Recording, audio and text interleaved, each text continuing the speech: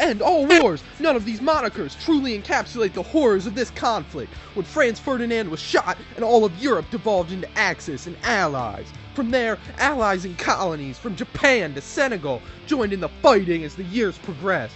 At the onset of the war, 3 of the major world powers, Spain, America, and Belgium, all declared their neutrality. At the end of the war, only Spain remained neutral.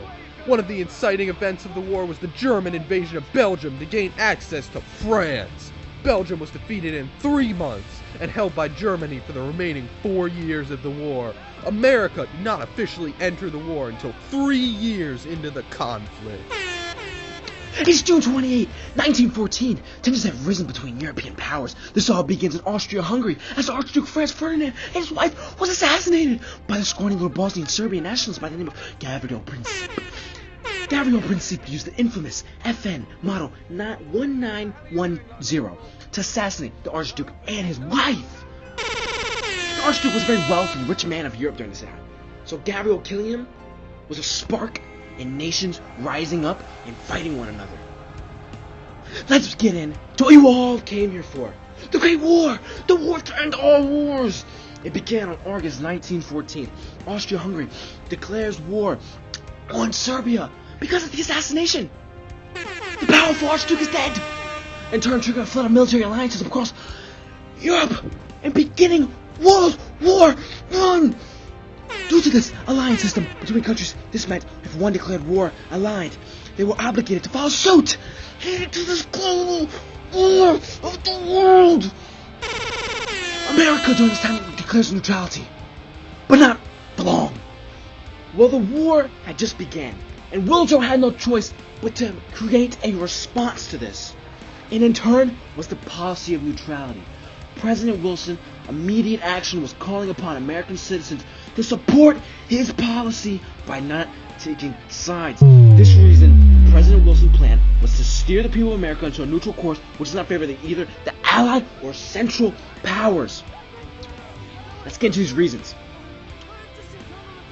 Well, for starters, isolationist sentiment. Americans believe the U.S. shouldn't stay out of European conflicts and focus on its own issues. The sentiment was fueled by the belief that the U.S. has little to gain from the war and that the involvement will result in American casualties.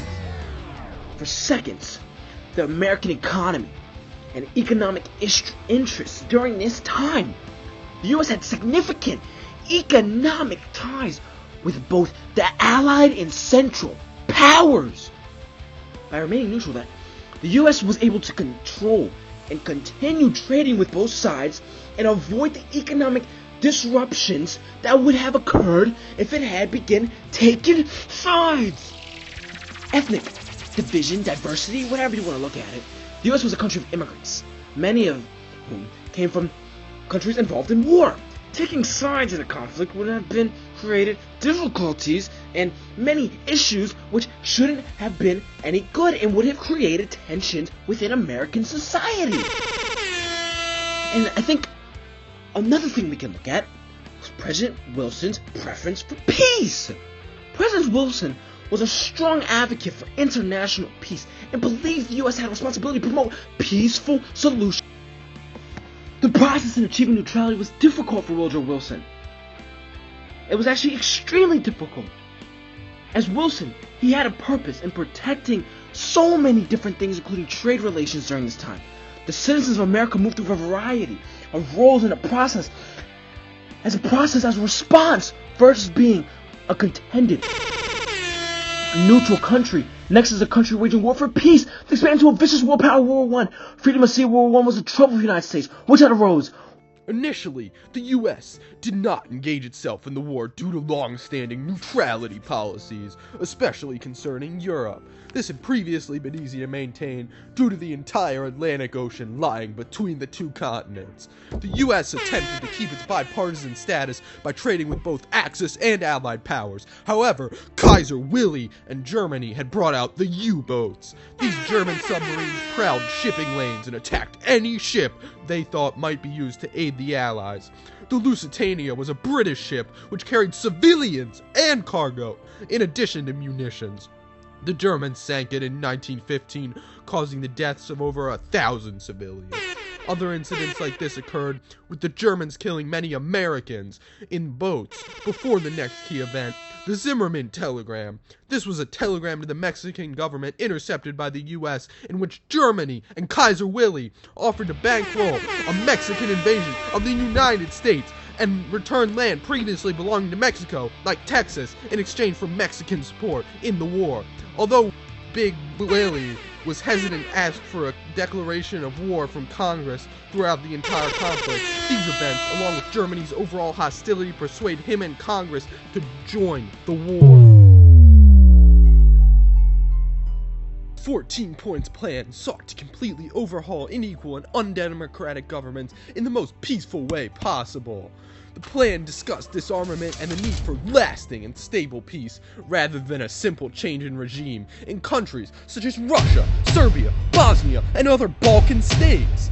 Within the decisive point of the plan, Big Woody laid out a foundation for what would later become the League of Nations, and later the UN. Wilson's expression of realistic democracy within the plan set a tone for the way in which the Americans entered the war and what they did once engaged. Boom! Let's get into it, ladies and gentlemen. We have part 2 of Big Woody. The experience of World War I had major impact on United States domestic politics, culture, and society. Women achieved the right to vote, while other groups of American citizens were subject to systemic repression. Factories shifted from peacetime goods to military equipment. New factories were built, and one of the major outcomes was the Great Northern Migration of blacks in the South to northern industrial cities. Demands of agricultural goods greatly increased. Racial tension increased a lot.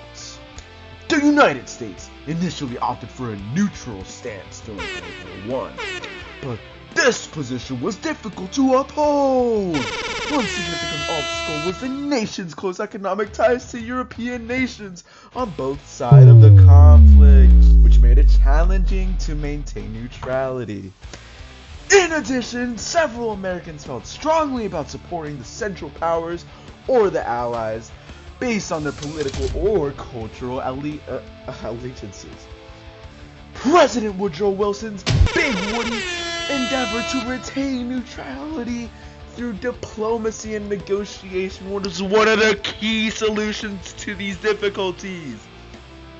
Wilson tried to mediate a settlement, but his efforts fell short.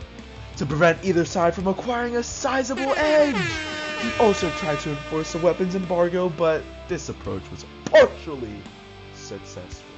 Yeah! Big Woody, Big Willie, up in your face! Yeah!